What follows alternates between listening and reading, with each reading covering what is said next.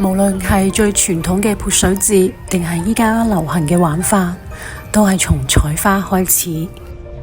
11號一早，佢哋會去到飛熊山採一種叫泥粟花嘅花。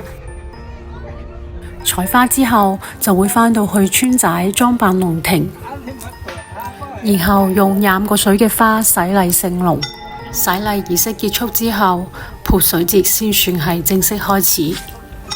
芒市官方喺12號朝早安排咗洗禮儀式，俾遊客了解傣族嘅傳統文化。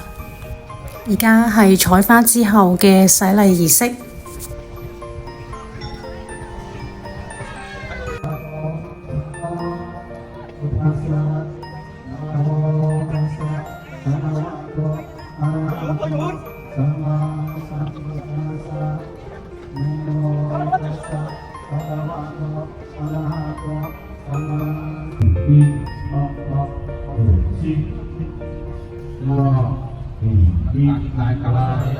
做完經之後，就開始洗禮聖龍啦。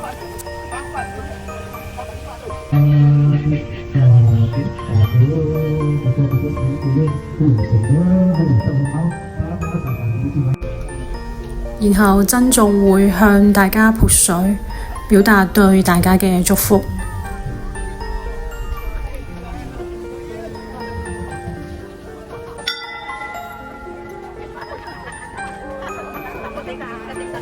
所以其實傳統嘅潑水節係咁樣潑水嘅，而依家就係赤裸裸嘅打水仗。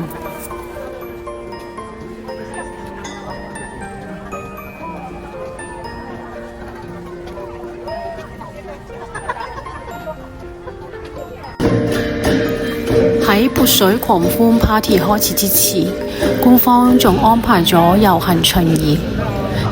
遊行隊伍都係德雲州唔同民族文化嘅代表。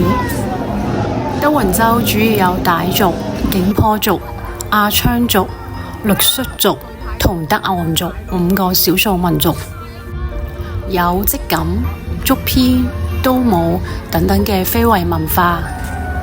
今年仲有贊助商本田嘅車隊參加。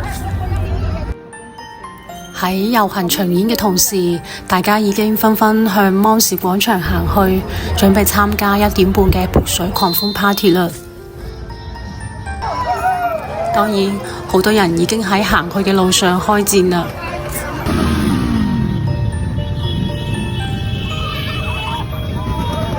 顯眼包一